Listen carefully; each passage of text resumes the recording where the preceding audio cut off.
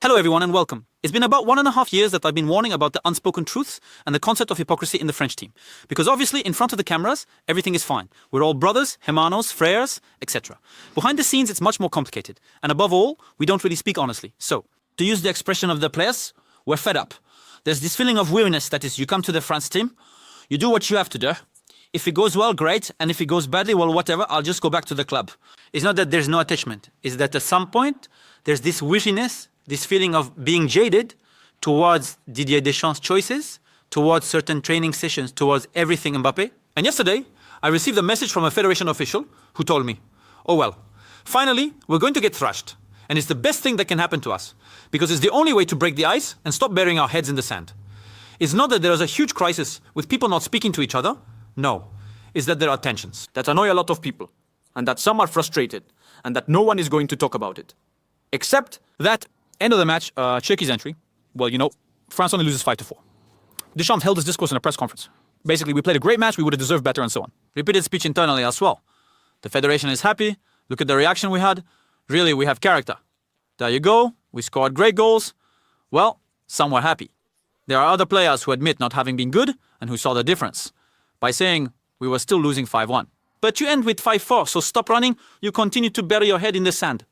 Except that this week, it might have reached a peak of hypocrisy and internal tensions that were exacerbated with this underlying question of the Ballon d'Or, which is a real poison in football.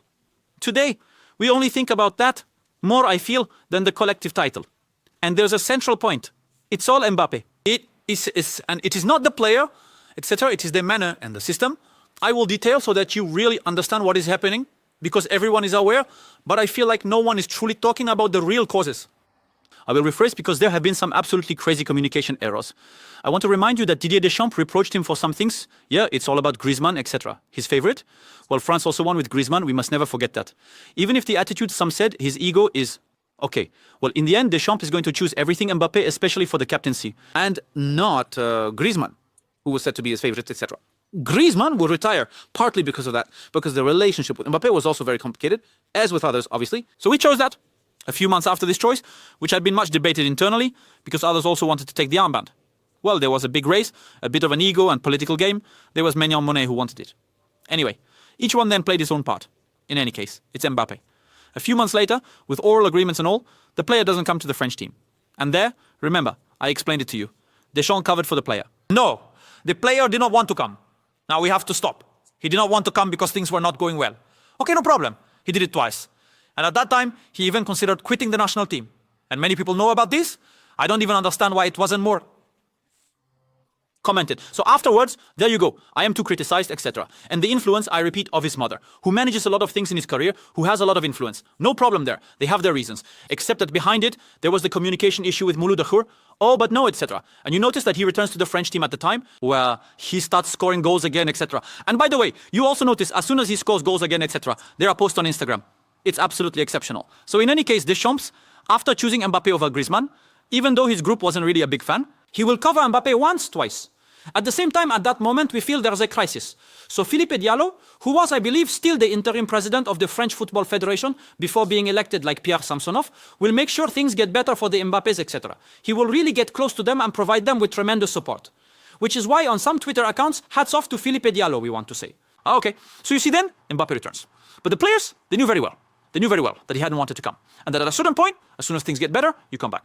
Okay, well, no problem and everything. And as I tell you, there were sometimes tensions. Tensions with certain players, including 2 of them. Let's say that at one point there was some mediators. As I've been saying for a long time, Didier Deschamps, regarding the message, is starting to struggle to get it across. Because it is criticized that the training sessions are too light, they are not worked on enough, and there are choices that are not understood. For example, before, we used to say we were too defensive. We saw it during this match in Croatia where France lost. And then there's the return victory against the Croatians. Well, it's not the greatest Croatian generation, let's say. They play a disastrous match, and then let's say we play very offensively, we say, oh, it works. So now we go back to that, even if the team is a bit split in 2. So actually, there's not a lot of continuity. Many say that the coach, for example, internally at the federation, later told me, well, the English justified this partly because he knows the Spanish game.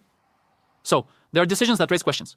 Many players are saying, but this isn't normal, especially regarding the tactical setup. And many are saying, but wait, Mbappé, Mbappé, Mbappé, Mbappé. The guy, he doesn't come, you cover for him, okay? And many are saying that his performances do not match the status he has been given. Because in fact, the role that Mbappé wants now At one point, he wanted to play on the left.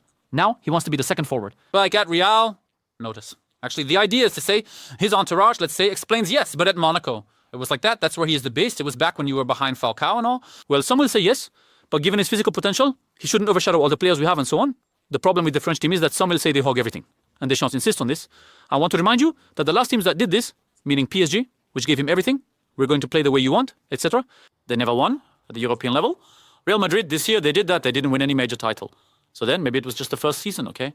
And the French team didn't win anything either. You might say, but he won the World Cup in 2018. He played on the right, and he came. And it was another player who had different physical abilities. He might still have them. But the real problem, and I'm going to repeat it for the umpteenth time, in the French team, the staff sees it, everyone sees it, is that physically, at some point, you have to make the effort. At some point, you can create an illusion because he has exceptional athletic potential. It's as if Djibril Cissé, in his time, stopped going deep or didn't work on it. Do you remember FBL, by the way? He stopped working on being able to repeat sprints at high intensity. Or Ousmane Dembélé. At some point, your play will have a problem. Except for that, you have to work. So his positioning raises questions in the French team, especially with Ousmane Dembélé's season. And now, we're going to take a group dynamic so that people understand well. I have nothing against Kylian Mbappé. I don't know him. Nothing against his mother. I have nothing against anyone. At some point, perhaps a realization is necessary. That is to say, one can stop joining a group and always finding a conspiracy, a war, etc. Last year, you know, those famous flow accounts and all that, I've already explained a bit. Look at what we see. Oh, well, no. Ousmane is his friend. Ousmane, everything's fine. And then Ousmane has the season he has. And now Ousmane is the man to take down. But what happened? When Ousmane wasn't scoring, he was the friend. But now that he scores, oh no. And so, and that's what's saddest, is that they're friends. They get along very well, for that matter. And when Kylian had an issue, he relied on Ousmane. Ousmane in particular helped him when some people in the French team were fed up with Kylian Mbappé. We eased some tensions, and Kylian Mbappé still follows Ousmane in the French team, because in the French team, he watches on tiptoe. Because there are not many people who support him. That's the truth. In the Paris Saint-Germain locker room, Nasser Al-Khelaifi at the time, when everything was going well, did everything for him to be captain. Remember, they redid the vote. The players didn't want it. So there was an issue in the PSG locker room. In the Real Madrid locker room, there is conflict with some. Obviously, in front of the camera, they are all like brothers. Behind the scenes, it's more complicated on both sides. And the French team also has issues. At one point, there is a common denominator. Except Philippe Diallo is fully with the Mbappés. Didier Deschamps. Didier Deschamps. He isn't used to covering himself. He did it twice. And now he continues. He especially doesn't want to change tactics, etc. And since the player now wants to play second striker, come back, etc., okay, we let him do it, even if it lacks complementarity up front. And that's the most terrible thing, actually, that originally he was friends with Ousmane Dembélé. And now I can't see how this is going to end well, because now we're talking about the Dembélé camp and the Doué camp, meaning that it's the same agent, Moussa Sissoko, who also manages Barcola and Ryan Cherki. Ryan Cherki, who was previously managed by Faiza Lamari, Kylian Mbappe's mother. And what's crazy is that there used to be some closeness between all these people. And now today, oh no, but the Dembélé clan, yes, the Doué clan, that Doué has never even played with Kylian Mbappé. Dembélé, in Barcelona, he was adored by his teammates. In Paris, he is loved by his teammates. In the French national team, he is loved by his teammates. Do you think the dynamics of a group work how? That is to say, when Mbappé was having great seasons in the past, all his friends at that time from the France team, because there were some, supported him for the Ballon d'Or and everything. And now, this Ballon d'Or issue is messing everything up, because at the federation, they weren't very happy with what Konaté said. No, you have to mix everything. Like how Dembélé wasn't very happy with what Deschamps said. On the same side, it seems that at some point, Dembélé, apparently, there was also a change in attitude. It's that before, He used to say okay to everything. Now that's over. He's no longer the nice Ousmane, no longer the little Ousmane. So what's behind it? If you look at those famous reactions from certain Twitter accounts, do you know who should be managing them? He hasn't scored, huh? He hasn't scored the Ballon d'Or from 93. So we've got that, and the Malian physio for Konaté and all. The players of the French team, do you think they don't know? How can it all go well? How? It's not possible, actually. But we didn't take a hit, so it's okay. Actually, everyone says to the French team, he should play on the left. Dembélé a bit in the center, also as a creator, etc. And on the right, you put someone else, maybe Doug or whatever. But basically, to use Mbappe's phenomenal speed, you need to work. To repeat high-intensity sprints, I repeat it. But everyone sees that. And no, the problem is that the federation, no, above all, you must not upset Kylian for the Ballon d'Or, mustn't upset Kylian, etc. Did PSG win by selling this? No. Did Real win by selling this? No. Did the French team? No. But at Real, there's Florentino Perez as a buffer. That's why with Tchouaméni, it cracks me up, because back then, Tchouaméni and Mbappé hated each other, and now they've become buddies. We wonder why.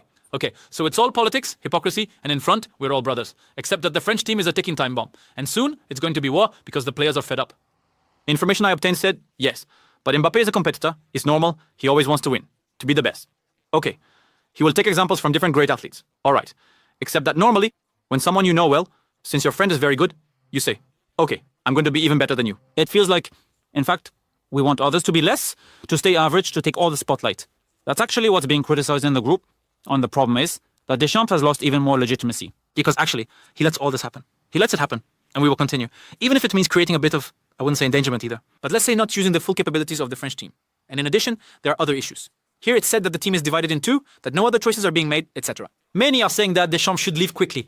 So in the end, we find ourselves in situations we've seen before, with a system, with the president also seeking legitimacy, who says, okay, a president who at the same time obviously wants to bring in Zinedine Zidane for his electoral campaign later. So you see the interest of everyone. Deschamps, for a while now, well, the message is having a hard time getting through, the training sessions, the choices and all that. It's not that there's a break, but well, the players are a little jaded. We have players who don't want to say almost anything. In fact, no one is truly honest. There is no real honesty, and above all, I think something is missing. A bit of courage, not to use another word. Which means that now, in 2026, if you ask everyone currently in the France team off the record, they'll say the same thing. We go like this. We're going to fail, not because of anyone's talent, but because we won't know how to talk and we won't have broken the ice. To conclude, I would like to remind you once again that one does not become an agent, a communication advisor, or any other profession related to the football industry overnight. It requires skills and everything we can do when we talk to a lot of people, etc. At some point, the world of football, it is small. So that means it reaches the ears of the main people concerned. Even though they reached out to you when things weren't going well, they avoided problems for you. When they learn certain things, at some point they will simply stop bowing their heads and all that. There are plenty of journalists who know everything, but it's true that I repeat it, when you have an excellent source, it tends to protect you. But at some point, it's going to hit you right in the face. So you have two choices. Either you question yourself and say, I have messed up there. It happens to everyone. We're not perfect. Everyone makes mistakes. Either you continue like this, thinking nothing is ever your fault, it's always others, and you might end up without a Ballon d'Or and probably without another star, even though you potentially have everything to have it and help your teammates also to excel. Because football, I want to remind you, is not 1 against 11. Normally, we are here to uplift others, not just to succeed by crushing the others, especially when the results are not there. In short, hoping for an awakening for the French team and perhaps for this magnificent federation. But we will soon revisit the troubles of the French Football Federation. Because believe me, it's not only in the French team where there are unsaid things and hypocrisy. With that, keep the faith